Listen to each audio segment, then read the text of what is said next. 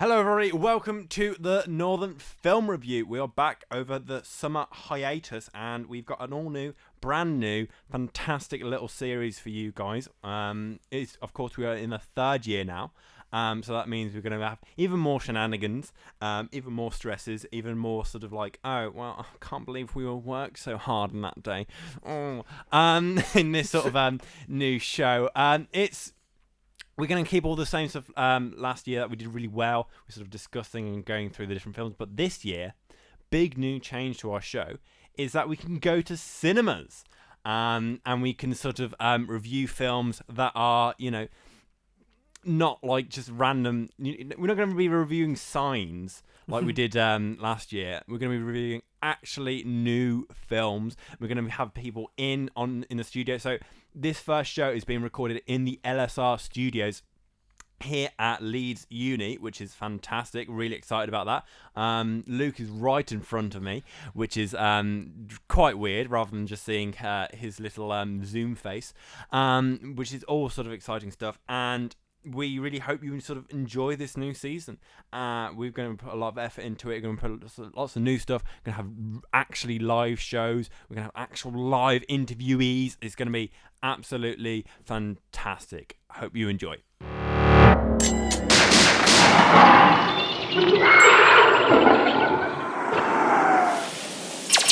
The Northern Film Review with your hosts, Oliver Ellis and Luke Simpson.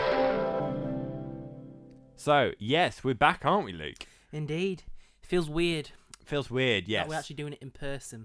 What did it feel weird about you? What is the weirdness about it? Well, we're in a little cramped studio. We are, yeah. We've actually got technology that we can make it sound better. We've got boards in front of us, and I can see your face, which is weird. Which we can see each other's faces. Is that a good thing? We don't really know. It have lots of good stuff going on. We are excited to be back. And I think, like I said in the intro, just sort of so much new stuff we're going to be doing. So I think, how was your summer? Lots of good film stuff going on. Tell me about the sort of the cinema aspects of it. Cinema aspects. Well, I haven't really been to the cinema over the holidays because they just reopened. Back end. I can't remember. I mean, I went to see a couple of films over the holidays though.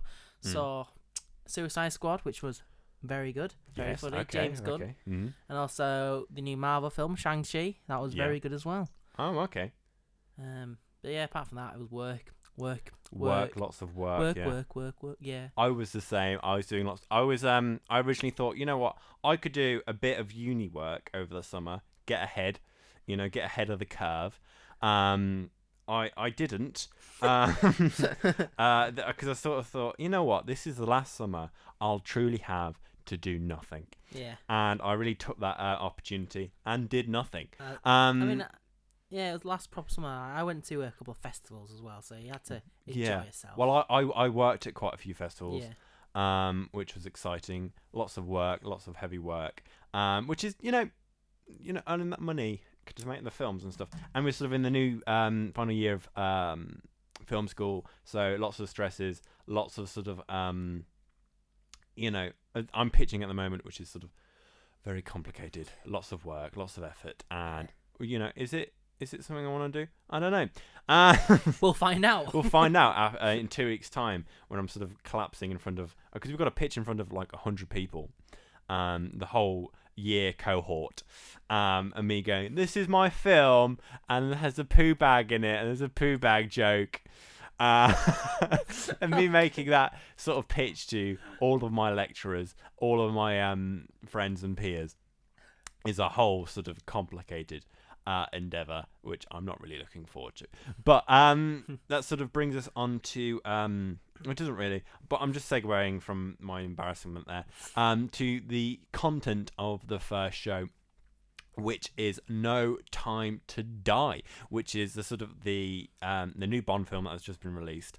Daniel Craig's last film as Bond, and it was very exciting because it was my first back to the cinema film, so it's the first one I've seen in a while, and it was very exciting, and I think we'll probably talk about that a bit more. But We saw it together, didn't we? Indeed. We held hands. We skipped into the cinema. Got our popcorn and our Tango Ice Blast and sat right at the front like good people. Yeah. We did. Well, sort of we got to the cinema, and because our friend Matthew, shout out Matthew the boy, my boy, he's he works at the cinema and he gets free tickets. I was like, you know what this would be a really good thing to do. You know, I could get free tickets and I could review No Time to Die for the Griffin, and we could talk about it on the podcast. We didn't get free tickets, which is what it is. We were originally going to go at 10:30, but I was like, I can't. Yeah. Well, I don't know about that, but I was like, well, you know, do I want to stay awake until like, you know, midnight, 1:40 when I have like a really early lecture? And, you know, I'm really hardcore like that. And we saw the film, and we sort of got seats right up at the front, which I'm sure if you're, you know, a cinema goer, which I hope you are, you know, those are the worst seats. Yeah. Just ultimately, like, there's no benefit to it at all. Best seats in the house, right in the middle row, middle seats, best seats in the house. Yeah, definitely. But they also just completely went. Yeah. And I was like, well, you know, sitting in the front isn't that bad. It was kind of bad because I was constantly looking up, and I constantly had to like look around the screen. Yeah. And that was a bit unfortunate. But they had the reclining seats, which was, you know, chillaxing.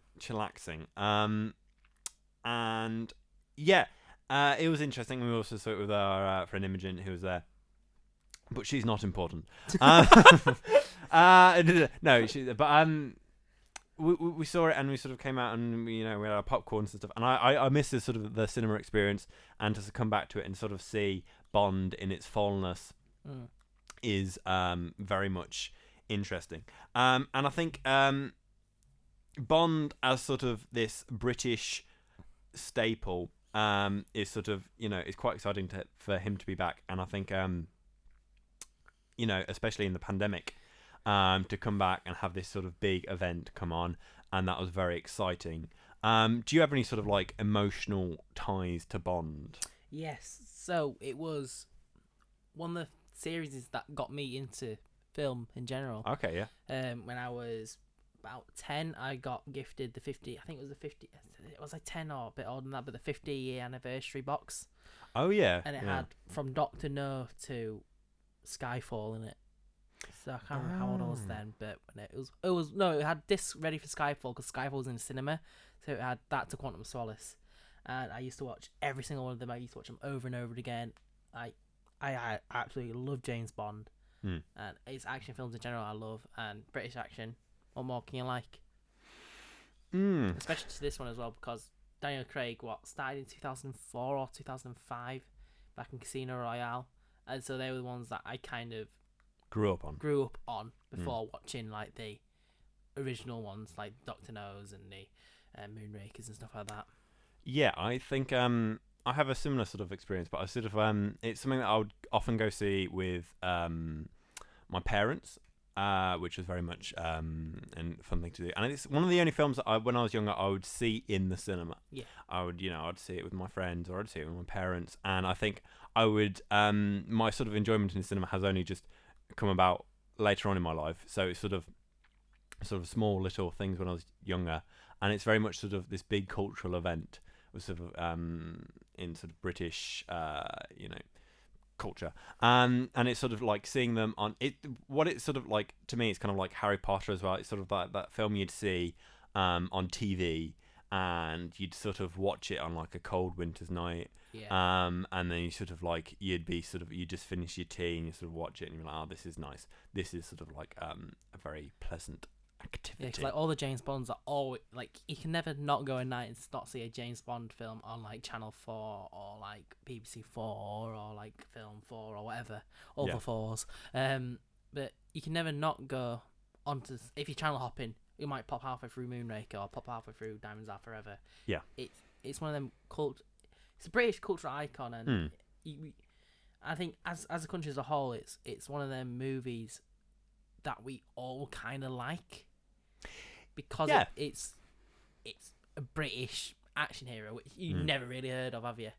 Yeah, definitely. I think as someone who's very sort of hipstery in their movie taste, Yeah. and I mean I'll get into my thoughts about this film later on in the podcast, but like I still enjoy it. It's one of the sort of the only action films that I will actively go and try and see, because it's sort of it is what it is, and especially with Craig, who is the longest serving Bond of all time, which is sort of quite interesting as well. Year wise, because I think I don't know. Correct me. Roger Moore did more films, but in Yeah. a shorter time frame.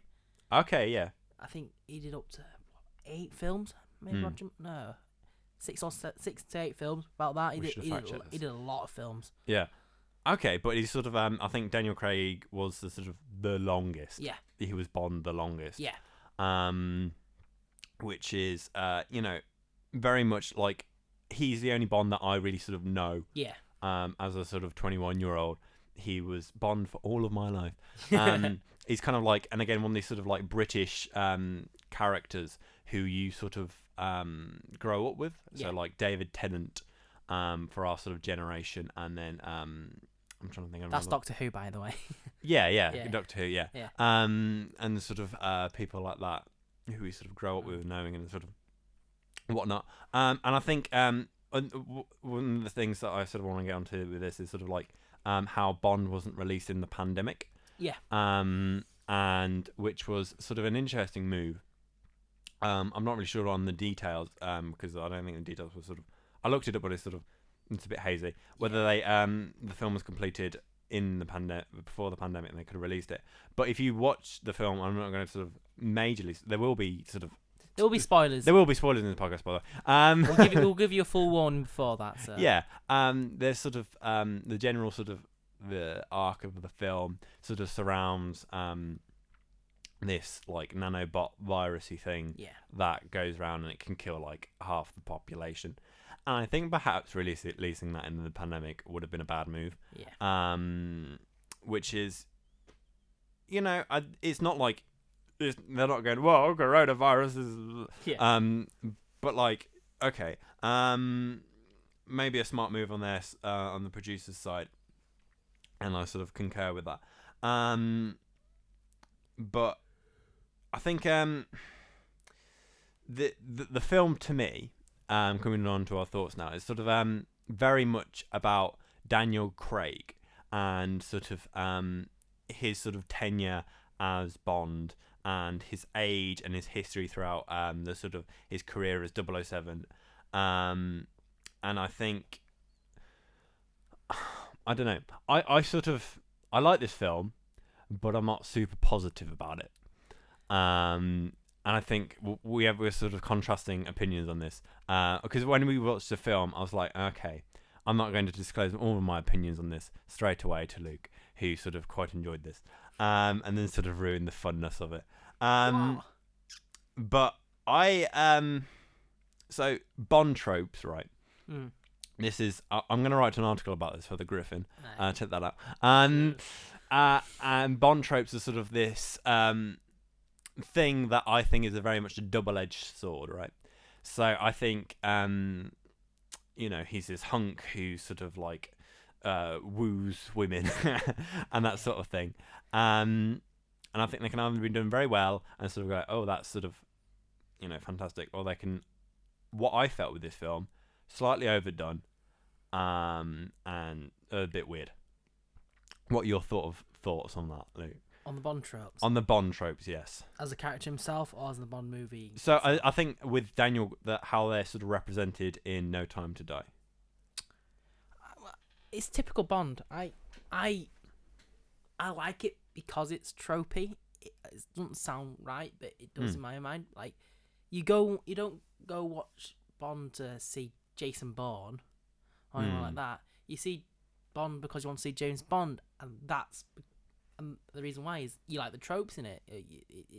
You expect to see these things in a Bond film, like the wooing of ladies, the flashy cars, the suit and tie, him always adjusting himself whenever he does a forward roll or an attack. He always does his tie up and to make himself look dapper still.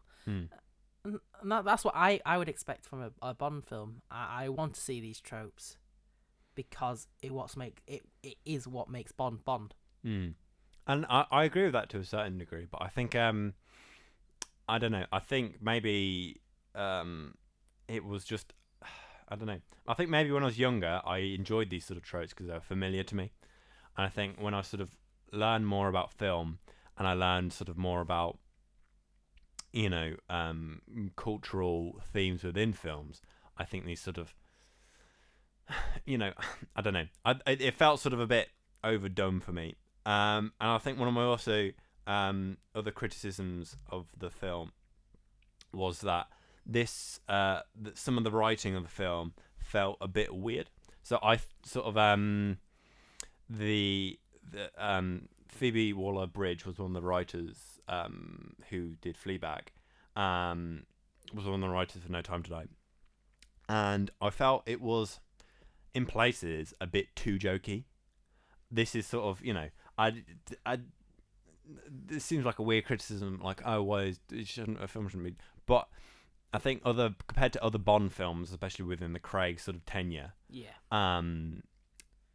it just kind of like I was like, well, I think having jokes in these sort of films are good, and I think that's part of having a balanced sort of emotional diet within a film. Yeah.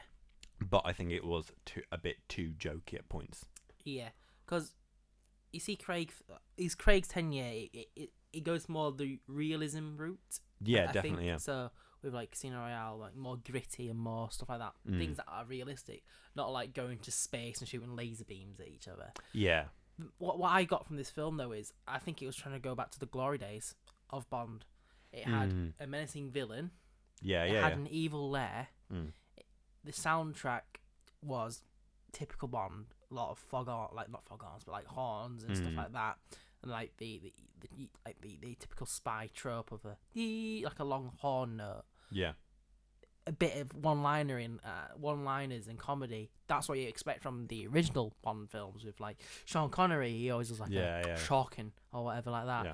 He does a one-liner after the die, and I don't remember Bond doing that. Daniel Craig's Bond doing that in the other films, but in this film, after he did a kill one right near the end of the film, he did a one-liner about it blew his mind or something. It's about his watching it, how it blew his mind because his mind exploded or something like that. Yeah. And I kind of liked that. Yes, it was not typical Daniel Craig Bond. Yeah. But it was typical Bond in general. Yeah, I mean that comes back to my sort of argument of like the tropishness, and I think that's why I perhaps liked Daniel Craig more as the Bond, because he was sort of gritty realism. Yeah. I mean, it's not like real realism. I think having a machine guns coming out of cars, whatever, isn't realism, but it's that sort of I could very much place myself into his world, and I think this is often a critique I have of films, and I think perhaps my sort of like what I like in films is sort of being able to place myself within the film and being like, oh, I could be that person. This person's very real to me. Obviously, I'm not like 007, but like it's that sort of the surrealist sort of like I can't really relate to this sort of person. But I think although I found the jokes funny, I think maybe have less of them might have put me into the sort of the mood of the film a bit more. Yeah. And I think coming on to my sort of other criticisms here is sort of the acting in places. I think they had a really good sort of core cast. Yeah. I think there was lots of really good stuff. I think Jeffrey Wright. Yeah. But I think the sort of Daniel Craig, I think he's a good actor. I think there was a bit of it when he was doing the monologue to the German guy. I thought that felt a bit weak in sort of performance. But maybe I'm just sort of like, I like really sort of like, emotionally binding monologues or whatever. But I think that might be just sort of a preference thing. And I think Rami Malek, who I love as an actor, I think he's phenomenal. I think his work in Mr. Robot was just outstanding. Yeah. I think he was a bit miscast. In what sense? I think he. What I have a lot of problems with the sort of the bad guy in this film, but I think it was just sort of, I felt a bit off about the character choice. I think he didn't really feel super menacing, and I don't know whether that's. I think Rami Malek, he did it very, very well. I think he's a phenomenal actor, but I think the casting of him in that role perhaps didn't fit for me as well as it could have. I think as a Bond villain though, it was quite calm and collective and a bit. I thought that's what made him a bit menacing, was because he was too calm and too like sure of himself. Unlike what 006 in Sean Bean's character, he was a bit full of himself, and he's not all these eccentric Russians or eccentric American trying to blow up the moon or whatever. Yes, it was a little bit unrealistic, his goal at the end, but I thought his character was very menacing at points, and there was just like I thought like points where he right at the beginning where he jump scares you and stuff like that. I thought that was effective because it made you think, oh, this guy's no good. He's here to kill me or whatever like that, and it kept you on edge. And I thought he had that sense around him. Rami Malek did like you said, a phenomenal job at it. He can make a rubbish film great. Yeah, definitely. He has that chop to him, and I thought he played it really well. Well, I mean, also I think because I think the film was about Daniel Craig's age, and his sort of his like, and I keep saying the word tenure, but like it's a good word. And his tenure as like Bond, I felt like they could have had an older villain, yeah, someone who is perhaps sort of like going through similar stuff, and they sort of two sides of the same coin sort of villain, and I think. I mean, there's sort of, and again with Rami Malek's character of like, oh, bad guys always have some sort of facial scarring. I'm like, oh, the whole face was scarred. Yeah, I'm like, well, it's just sort of, yeah. And then again, it's probably just it's a trope, isn't it? Whether you're sort of into like that or not. Like Blofeld has his like scarred eye and stuff like that. And I'm like, well, it's, are you here for those tropes and those sort of do you like them sort of things? Like, you watch Fast and Furious because you like cars, and it's got a lot of cars in it. You're like, oh, vroom vroom, and you're in it for that. And I'm perhaps not. And if you're sort of like this, like the same sort of films I do, that are sort of, they go against that grain of like that sort of thing. You perhaps were more like that. But I think coming on to sort of the more positive elements. Yes. What was sort of your favourite parts of the film? Ooh. I mean, it's going to differ from an action film, but the fight scenes, whoever coordinated the fights, they were brilliant. Like some of the set pieces were amazing. Starting off in Italy, when he got bombarded by Spectre. Yeah. And he did this, and it was in the trailer, but when he did this leap off the bridge and pull this rope and stuff like that, and then with the bike going out, it was a brilliant set piece. Really, really brilliant set piece. I really liked the fact that it was the final fight on the island, because it felt, I think it's positive again, but Bondy, it was an evil. They were sneaking into an evil villain's lair, like a big old nuclear silo bunker, and trying to sneak away and trying to stop the bomb from being rocket from being launched with all the nanobots in it, and I really liked that. And it was the fight scenes, the sneaking, the proper callbacks to other films and everything like that. It was brilliant, because I think the callback, well, they had the spoiler alert, but they brought back what's his face, the guy who played Blofeld, the German guy. Yeah, Anyway, so it's the German guy, Karen. Christopher Waltz, that's it. Yeah, what about Christopher Waltz, and I like that, and I like them bringing back all some of the other they brought back a car from one of the original Bond films as well, which was really good. Like some of the callbacks were brilliant, and it was just amazing.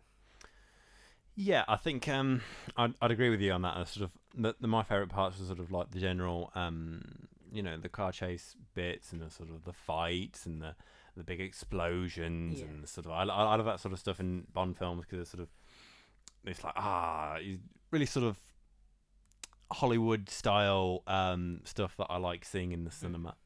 And I think so what I've written down my notes is sort of like the shots and most of the sound was like really beautiful. Yeah. And sort of this ultra high quality sort of Hollywood production that I've like truly missed from like watching cinema stuff. I think we sort of be at home and we sort of like we watch these sort of Hollywood films on our TVs or like our laptops or whatever, and they're sort of they're so bad, and sort of seeing that in the cinema and seeing like this big like sort of in sort of like 5.1 sound and like seeing it's really sort of fantastic and sort of feel the vibrations of the explosion. It's super high budget. That gives me back to that's why it was great being in the cinema to watch it and not being released on like Disney Plus or on and I'm glad they delayed it so they could do that, not just for like the virus thing, but to have that experience in the cinema that everyone missed, and it was great. Yeah, it definitely was, and I think to watch all that sort of like big stuff, and it just I think for me, Bond is very much a film that you should go see in the cinema. Yeah, I think it really does very well. I think obviously you should see lots of films in the cinema, and I think lots of films are much better in the cinema. But I think Bond is very much one of those where you should watch it in all of its glory in the cinema with your sort of friends, get some popcorn, really enjoy the cinema experience, and it's sort of one of those sort of one of the things I would definitely recommend going to see. And I think I did really love the shots of it. I did really sort of like love the sound. I did have a little problem with the sound where they were in the forest bit, and I could hear like animals that I don't think would be natural to that forest in Switzerland. Norway. Yeah. I don't know. I was very confused. This is another criticism, but it's sort of like it's me really. Of like, where were they for most of that? I was like, where are they now? Anyway, but that's just me sort of being a bit dopey. They didn't really do like big like when like normally in films, action films or any film, when they go to a new section, they go in big letters. Yeah. China, Norway, Italy, Rome, or whatever. I think like that. They didn't do that in this film, which I kind of kept it down to realism, or it kind of didn't distract you, like because you go, oh, big Rome in my face now, or whatever like that. Big Rome in your face. I mean, I suppose my argument against that is sort of it's a bit spoon feeding your audience, but then I was like, well, I really want to be spoon fed here. Someone tell me where I am. So if you're being spoon fed, you don't like it, but when you're not being spoon fed, you don't like it. Yeah, I'm a difficult person. I think this is one of the things you should get from listening to this. I don't know. Maybe I think that's very much a me problem. Yeah. And not anyone else, but generally I was like, well, I don't really know where I am. Yeah. I think the set pieces in general were very good. Definitely. I love the locations. Yeah. I love the sort of like the scenic beauty of it all. And then that's another. You talking about Bond tropes? That's another typical Bond trope, though, isn't it? Going to very beautiful places and have a massive fight scene in Mexico, but in like the Day of the Dead, so they have loads of things everywhere and stuff like that. Like a fight scene in James Bond always has to be like this very very beautiful place. Yeah, and I'm okay with that. Yeah, I think that's a good Bond trope. Yeah. I think there's sort of this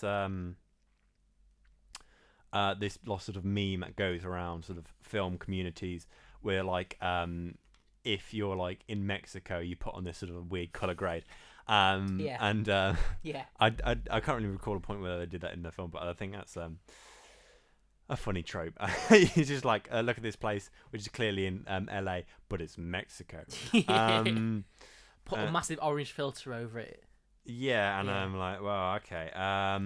But yeah, I think sort of I enjoyed the film generally because it's sort of, I wrote this in my notes. It's sort of, it's a cultural event, right? It's a special event. It's kind of like Eurovision, and I think I've said this to you.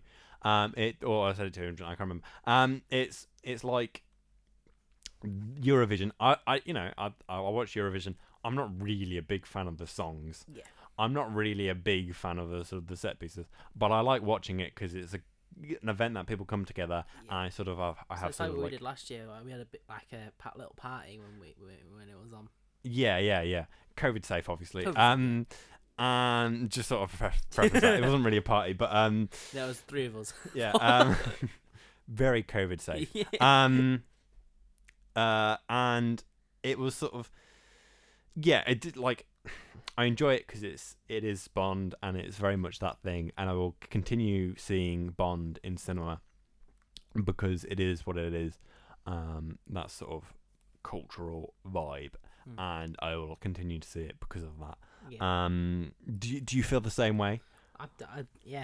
For sure. To the day I die, I'll probably keep watching Bond. Yeah, and I think it's very much something. And again, this is sort of a thing of like, I'll remember this being the sort of the first film I saw when coming out of the pandemic, and being like, wow, that was the first film I saw coming back into cinema, and I'll be very grateful for that, and it'll play a very sort of special piece in my mind because of that. Yeah. And I think I'll look back and just be like, wow, Bond.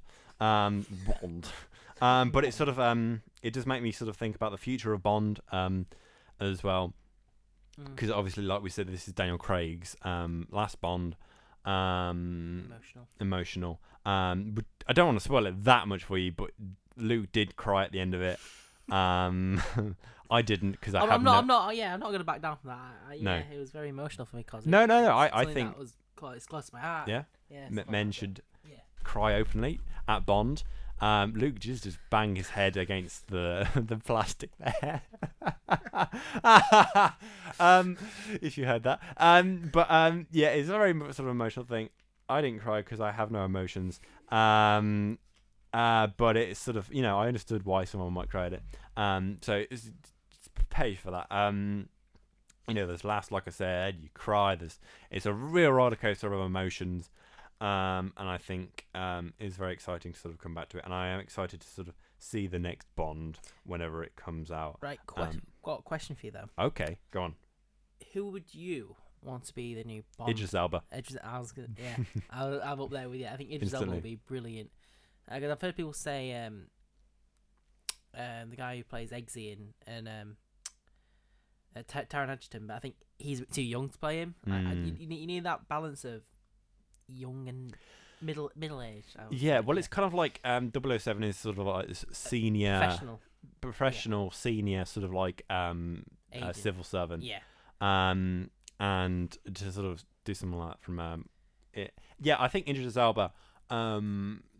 I think what Bond has got to be is quite attractive. Got swagger. Got swagger, and he's got to be like, women want to be with him, men want to be him. I mean, obviously that's a very outdated phrase. But it's that sort of like sexy sort of vibe to him. That, and I think Idris Elba could do that. Like from Luther, I would say, like, if you've ever seen Luther, he's got a swagger to it. He's got that action to him. I think it'd be perfect.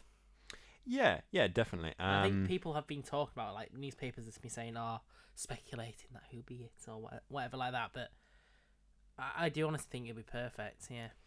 Yeah, definitely. Because I've heard people say Tom Hardy or Henry Cavill or something like that. I mean, Tom Hardy could be a good one because he's that gritty, he's an action star. But I think Henry Cavill is a bit too pretty. Yeah. It sounds stupid, but it doesn't look like he's been knocked around enough or anything like that. Yeah. I do think Idris Elba is my first choice. Yeah, I think we're agreed on that. Yeah. I think he's sort of, him and Daniel Craig, I feel like are two peas in the same pod, really. But he would sort of be quite a bit different. So sort of final thoughts. What would you give it out of 10? 8.5. 8.5. Yes. Okay, interesting. I really liked it. Mm. I really, really liked it, and I don't think it's as good as Casino Royale. Yeah. And I think it's on par with Skyfall. But I think Casino Royale and Skyfall were like some of the best Bond films ever. Same with this one. I really like this one. But like I said, close to my heart. I think it was a brilliant send off for Daniel Craig. I think if they sent him off on Spectre like they were about to, I would have cried because it was not a good film at all. I really didn't like it. Yeah. And I'm glad Daniel Craig came on one last time to make this one last film that he was passionate about, unlike Spectre where he wasn't really passionate about it. Yeah, I would because I'm gonna be a bit harsh. I'm gonna go with 6.5. I like the film and I like the sort of the event of it, but it's just sort of, I think it just felt a bit too tropey and a bit sort of weak in places that I could have been improved by sort of general filmmaking and that sort of stuff. And again, it's just not my sort of film. Yeah, really. Green skimmer. Sort of like depressing films about French lesbians. I think is very much my sort of, and I think even if you are sort of in the same sort of films that I'm into, you should still go see Bond. I think it's, if you love cinema and you're interested in cinema, just Bond. It is what it is, and it's very much its own thing, really. But yeah, hopefully you enjoyed this little podcast, the first one of the season. Yes. And the first one in the studio. First one in the studio as well, yeah. This lovely, lovely studio here at LSR. We've got loads of stuff planned for the coming weeks, like live shows, interviews, specials, all sorts of things that'll be going on, which hopefully you'll enjoy. But yeah, hopefully you enjoyed. I've been Oliver. I've been Luke. And we'll see you guys next week. Bye. Bye.